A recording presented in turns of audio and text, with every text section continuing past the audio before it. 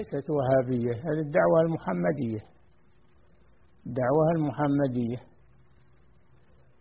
ولو كانوا يعرفون اللغة العربية ما قالوا الوهابية، لأن عبد الوهاب ليس له فيها أي مجهود اللي هو والد الشيخ، وإنما هي دعوة الشيخ محمد ابن عبد الوهاب، فكان الحق أن يقولوا المحمدية.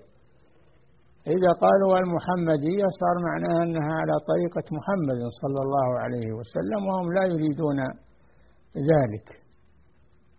فالشيخ إنما دعا إلى عقيدة السلف، ولم يدعو إلى عقيدة ابتكرها هو من عند نفسه، وإنما جددها، فهو مجدد وليس مبتكرا، إنما هو مجدد للعقيدة مما علق بها من البدع والخرافات والجهالات، فهو جددها كسائر المجددين الذين يبعثهم الله كما في الحديث على رأس كل 100 سنة إن الله يبعث لهذه الأمة من يجدد لها دينها.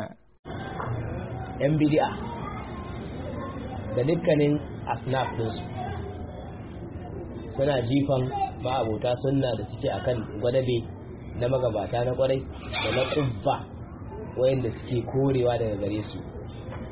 Misali, sufaye, idan muka ce sufaye muke nufi ‘yan ɗariƙa, an fahimta ko?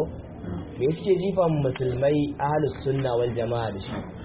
Shine suna jifan su da cewa su wahabiyawa ne, su wahabiyawa ne. Saboda mene?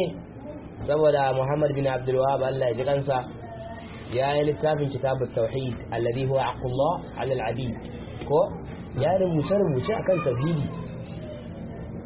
Daga cikin ababen da ke bani sha'awa cikin littafin shi gaban nan da yake cewa wa'adahu ma amara Allah bi tauhid, kuma fi girma abinda Allah ya muni da shi shine a tauhid, ko wa huwa ifradullahi bil ibada, kuma shine kadai ta Allah da bauta, ko yake kuma wa'adahu ma naha anhu ash-shirk wa huwa da'watu ghayri Allah ma'a Allah, ko mafi girma abinda Allah madaukaki yayin da gare shi shine shirka, kuma shine mene kiran wani Allah tare da Allah. To kaga sufaye su suna da wannan khafla din, suna kiran wasan Allah, su ma sun yadda cewa suna kira, amma tawili suka ce tawassuli suke yi.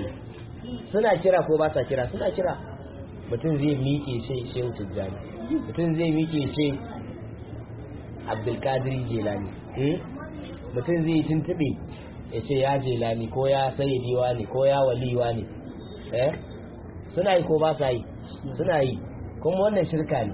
To ya za su zauna a cikin inuwa ɗaya da wanda ke cewa wannan abin shirka ne, su kuma suna kiran shi da wasila. An fahimta?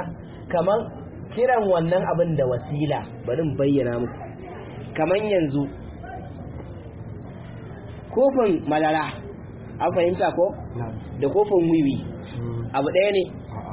To sufaye suke kiran kofin wiwin nan da sunan kofin madara. Dan Allah, kai da kake da hankali kana ganin cewa wannan kofi ne na wiwi ko kuma kofi ne na burkutu, wannan kuma kofi ne na madara, ga ta nan kana jin kanshin madara na tashi, in ka ɗanɗana madara zaka ji, wannan kuma kana jin shi yana warin giya ko kuma yana warin wiwi. Ya za a yi sufi dan bai da hankali, shi ya sha ya bugu ya ce maka wannan madara ne, kai da cewa madara ne, dole ka ce a wannan abun ba madara bane. An fahimta ko? To sufiya suna jifan mu da cewa mun wahabiyawa ne. An fahimta ko? A babin me kenan? A babin tauhidi da shirka, sufiya suna jifan mu da cewa mu wahabiyawa ne.